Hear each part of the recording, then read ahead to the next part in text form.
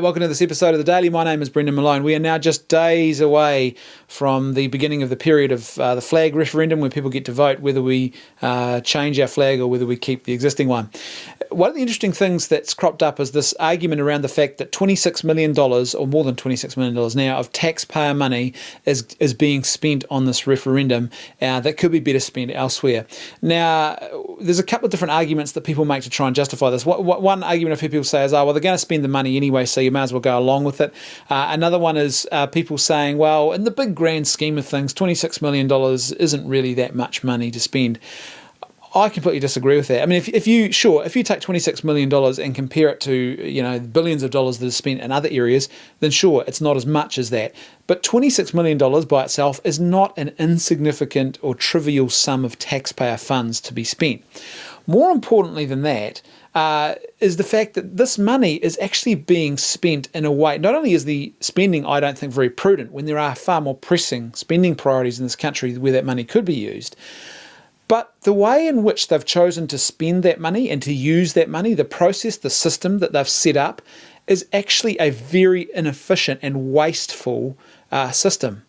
If they had held the referendum properly and they truly were interested in, an efficient use of that money, then the first round of the referendum would have asked people whether or not they wanted the flag to change. And if the majority had said no, at that point we would have saved millions of dollars and we wouldn't have needed to go to round two. But they didn't set it up that way. The referendum was set up effectively to try and favour a flag change, to do everything to make the groundwork, the conditions favourable for flag change.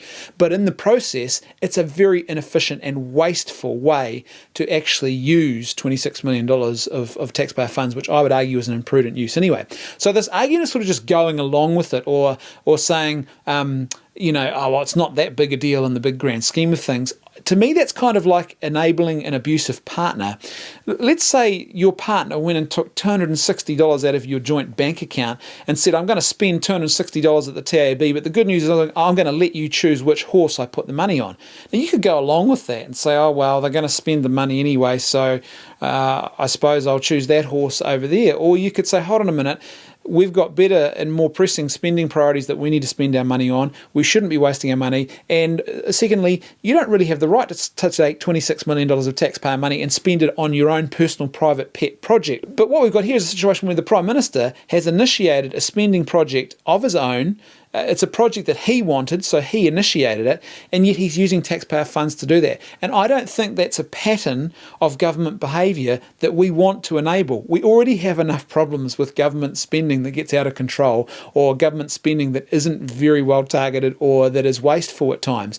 And especially since you're talking about a national government which has prided itself on being a government of efficiency and excellence in this area, to me it seems a total contradiction for us to be turning around saying, oh well, we're okay with this. We better just go along with what they want to do.